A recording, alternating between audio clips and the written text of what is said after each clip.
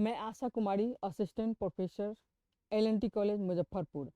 आज हम लोग बीए सेमेस्टर 4 के बच्चों के लिए एमजेसी 5 पेपर के अंतर्गत एबनॉर्मल साइकोलॉजी आता है। उसके अंतर्गत हम लोग आज अ, देखेंगे कि फोबिया क्या है, फोबिया के लक्षण क्या है, इसके कितने प्रकार के होते हैं और कौन से कारण होता है जिस कारण से फोबिया लोगों में होती है, और इसका उपचार कैसे किया जाता है, इसके बारे में आज हम लोग विस्तार से जानेंगे। तो देखते हैं कि फोबिया क्या है। यानी फोबिया एक मानसिक विकार है। इसमें व्यक्ति को किसी विशेष वस्तु या किसी विशेष परिस्थिति या सामाजिक स्थिति से अत्यधिक निरर्थक और तर्कहीन डर लगता है। कहने का मतलब कि ये इतने संशंकित हो जाते हैं व्यक्ति कि मान हम वो पूर्व से ही सोच लेते हैं कि मैं फलाने जगह जाऊंगा तो मेरे साथ ये घटनाएं हो जाएगी, पर ऐसा होता नहीं है। लेकिन उनके मन में ये फोबिया बना रहता है कि नहीं, मेरे साथ ऐसा ही होगा। इसके कारण लोगों में क्या होता है, यह डर इतना प्रबल हो जाता है कि व्यक्ति उस चीज या स्थान से बचने की कोशिश करता है, जिससे उसका दैनिक जीवन भी क्या होता है, प्रभावित हो जाता है।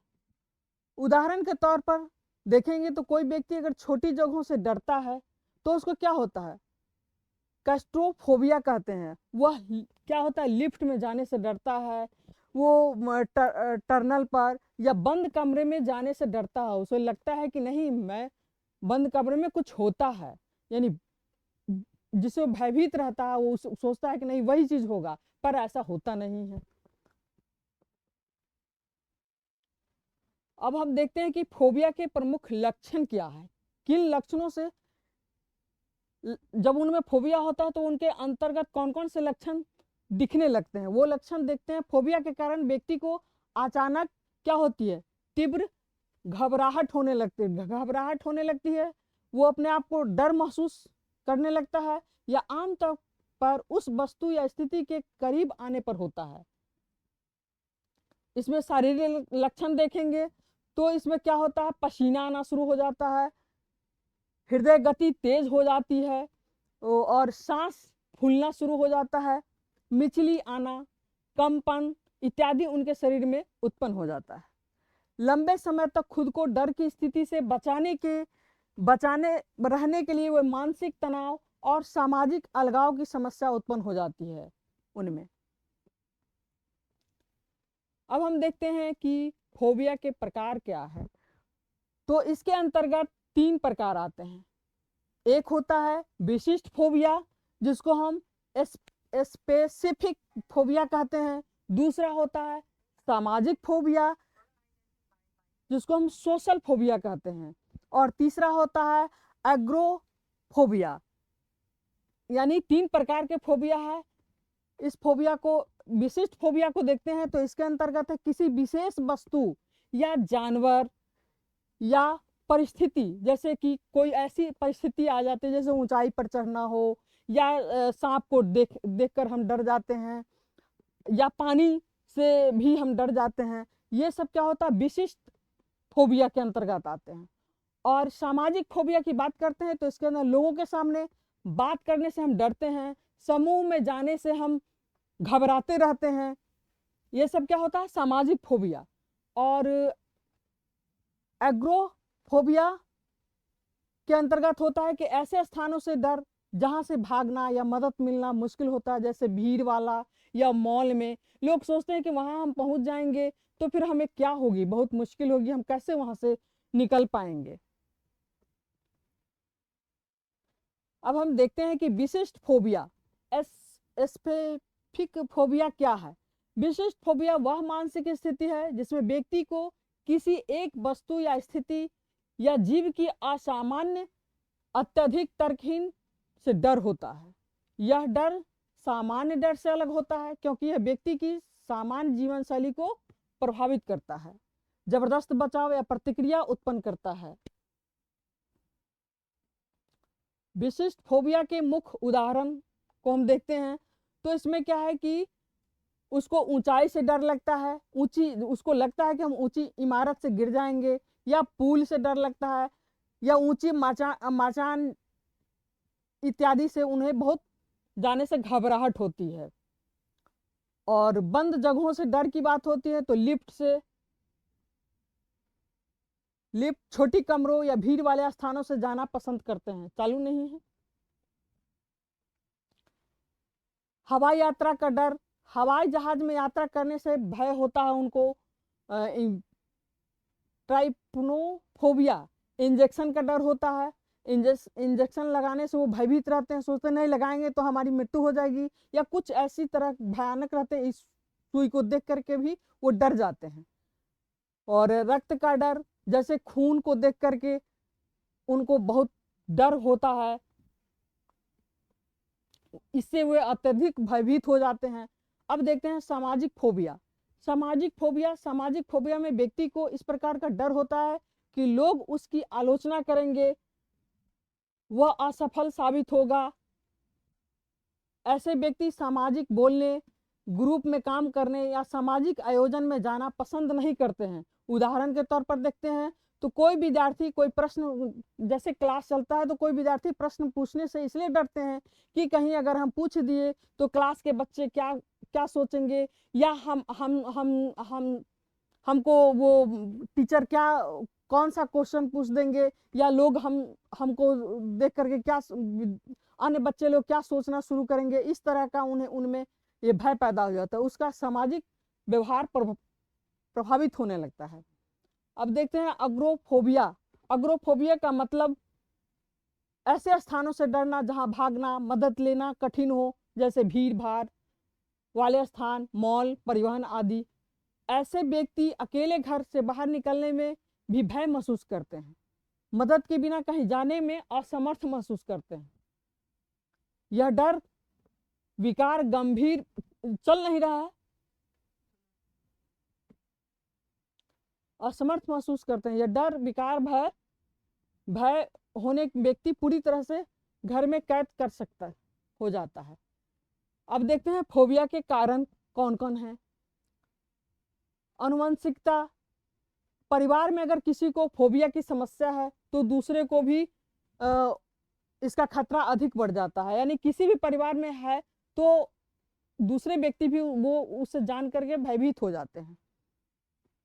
व्यक्तिगत अनुभव,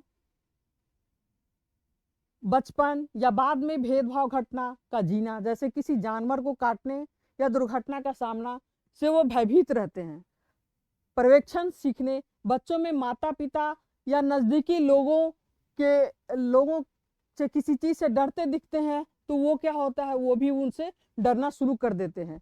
ये भी एक लक्षण है, कारण है, बन जाता है उसके लिए कि बच्चे उसे डरना शुरू कर देते हैं। मस्तिष्क संरचना, रसायन की बात करते हैं, ब्रेन स्ट्रक्चर एंड केमिस्ट्री की बात करते हैं। दिमाग में कुछ हिस्सों में क्या होता है कि असंतुलन हो जाता है। क्यों?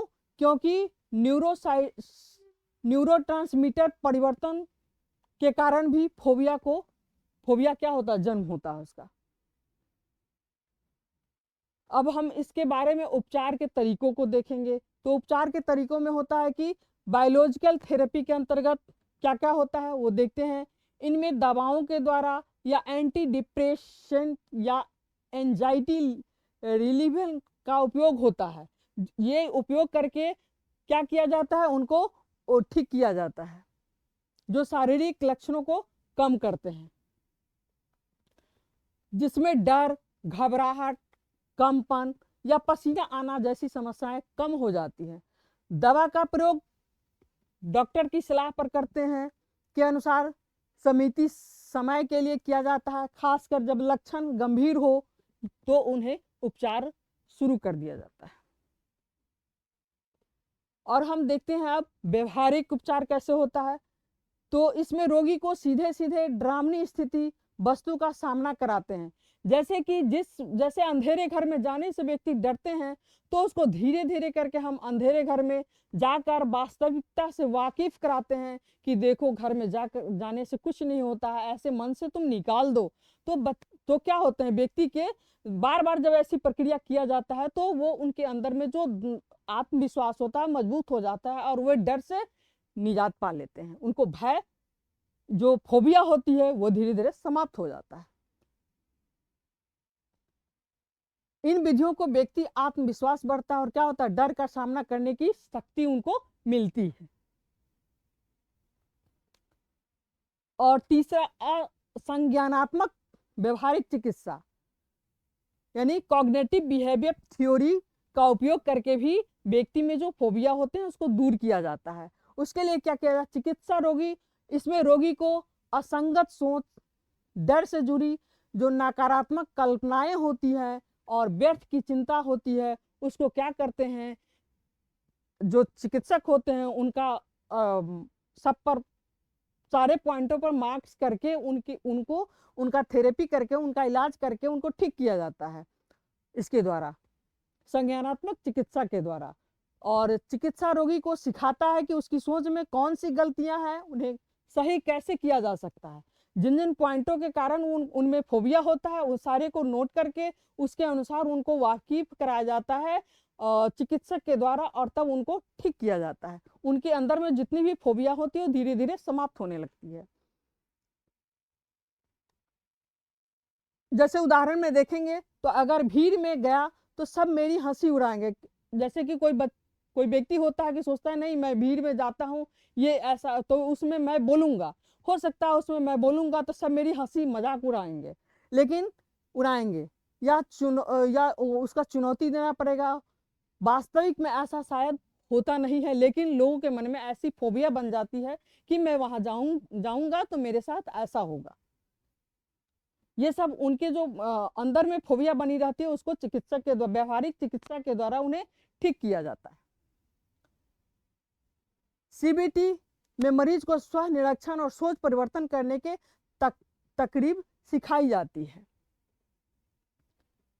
संज्ञानात्मक व्यवहारिक चिकित्सा में क्या किया जाता है, मरीज को स्वनिरीक्षण, स्वयं का निरीक्षण करने के लिए किया जाता है कि ऐसी स्थिति उत्पन्न कर दिया जाता है, उसमें देखा जाता है कि जब ऐसी स्थिति आती है तो आप में क्या क्या होता है, उस पर कैसे आप कंट्रोल कर सकते हैं।